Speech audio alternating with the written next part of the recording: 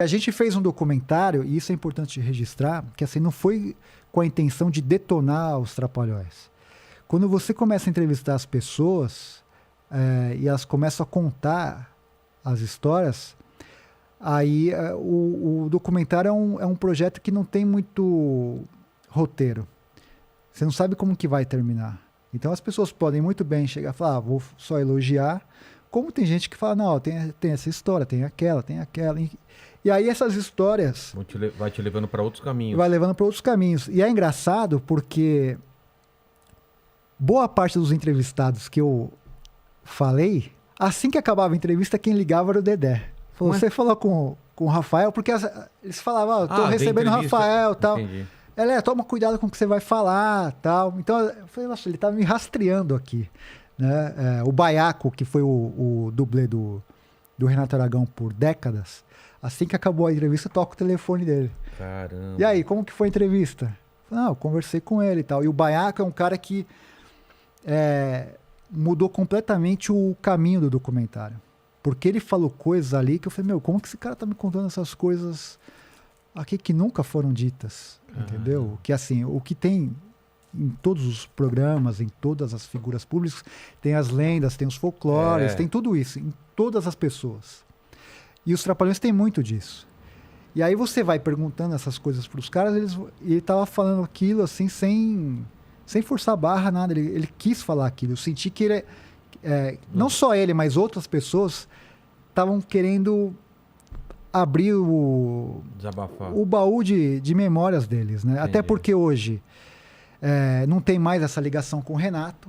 Então o contexto histórico é completamente diferente. Eles sabem que talvez se eles estivessem presos ao Renato no sentido de ter o programa ainda, de ter uma possibilidade de ser contratado para um projeto futuro e tal, talvez não falassem, mas como eles viram que estavam completamente livres, não precisavam mais do Renato, acho que elas se sentiram muito à vontade de contar essas histórias. E essas histórias não diminuem nada, assim, para mim, que sou fã dos Trapalhões, claro que não. o que eram os caras. Né, o tamanho deles. Imagina, assim, não só ao contrário. Não só na comédia, mas na televisão, na formação de várias gerações, cara. Eles são imensos, cara. Ao contrário, eu acho que, eu sempre falo isso, humaniza os Trapalhões.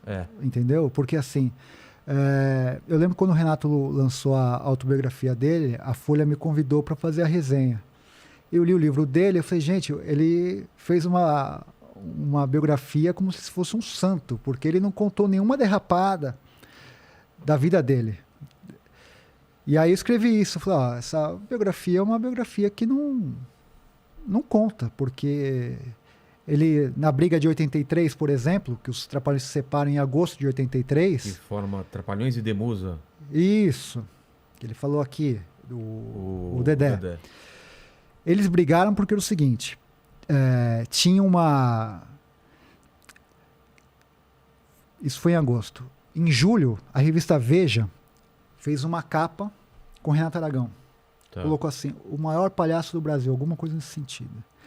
E na matéria começou a falar era uma matéria muito longa, citou de passagem Dedé, Mussum e Zacarias, e começou a elencar uma série de bens do Renato. Por exemplo, a Granja Comari, que hoje a seleção brasileira treina, quem vendeu foi o Renato Aragão. Era do Renato Aragão. O Aragão ele comprou da família Gingli. E depois ele vendeu para CBF. Era dele. E ele quis fazer isso. Ele falou, não, eu quero provar que um cara que é nordestino, que veio por baixo, que pau de arara, essas coisas todas, pode fazer parte da elite e tal. Entendi. Ele comprou essa... E aí começou na matéria, falou, ele tem a Granja Comari, tem uma casa na... Sabe? O estúdio onde a Record não era dele? Era ele consegue multiplicar o dinheiro, é incrível. Assim, o tino empresarial dele é fabuloso. O estúdio grandão. Era RA. RA e virou RC. Agora é da Record. Record, né? E aí, com essa matéria, que assim, foi o fator determinante dessa separação de 83... Que é um mérito dele, né? Ter ganho muito dinheiro. O que pegou foi que os caras não estavam ganhando tanto dinheiro, é isso? Então, aí o que acontece? Os empresários, amigos do Dedé, Mussum e Zacarias, falaram, olha só, ele tá milionário. Vocês estão ricos, mas vocês não estão milionários. E começaram a fazer a cabeça deles. E, de fato, quando a gente fala da questão do Renato, dos 4, na Globo, ele tinha realmente o maior salário. Porque ele era o cara que era a estrela principal, apesar de que eu sempre falo que se ele não tivesse os outros 3, ele não seria ninguém. Ele mesmo diz, assim, que ele não consegue fazer piada sozinho. Claro, precisa de né? escada, Ele precisa. Então, eu sempre enxergo aquilo como se fosse uma banda. Né? Eu faço sempre essa analogia com os Beatles, assim, sabe? De falar, os 4, um precisa do outro ali. E aí ele tinha o maior salário, os outros 3 tinham um bom salário, mas a questão que pegava era no cinema. Porque o Renato, ele bancava o filme, ele produzia, ele fazia o argumento, ele fazia tudo praticamente. A produtora era dele? Dele. E os outros 3, quando chegavam para fazer o filme, eles chegavam como atores. Eles recebiam um papel e faziam o papel deles lá ali e tal. E ganhavam cachê. E ganhavam cachê. Então, era natural que o Renato ganhasse mais. O risco também era maior dele, né? Não tinha nenhum, assim, risco entre aspas, porque assim, a gente sabia que os filmes dos Trapalhões eram sucesso garantido. Mas era o cara que botava o dinheiro, produzia, ia atrás. O trabalho que ele tinha para fazer um filme era muito maior do que os outros 3. Certo? Certo. Então era natural que ele ganhasse mais do que os outros 3. Então, de 100% vamos usar essa numeração, de 100% do filme, a briga era em relação a isso. Porque o Renato ele ficava com uma porcentagem absurda e os outros 3 com a porcentagem irrisória. E falou, isso aqui tá bizarro. Que vocês estão recebendo. E dava muito dinheiro? Era muita diferença. Não, mas dava muito dinheiro? Dava muito dinheiro. Dava muito dinheiro. Se ele investia, sei lá, ele ganhava no mínimo 5 vezes mais, né? Porque os filmes dos Trapalhões eram um sucesso. Né? Ele fazia uma puta produção.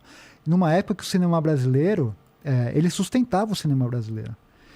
Muitos dos filmes, do lucro dos filmes dos Trapalhões, bancavam produções de Glauber Rocha, porque ia para a Embrafilme, repassavam para essas obras mais experimentais. Então, ele teve uma importância fundamental, não só na memória afetiva das pessoas, mas na indústria cinematográfica brasileira. Faz sentido, cara. Porque esses caras todos que hoje são cults, como Glauber, Ganzella, enfim, esses ditos marginais, muito do que eles conseguiam viabilizar era em relação aos filmes dos Trapalhões, que uma parte ia para eles, né?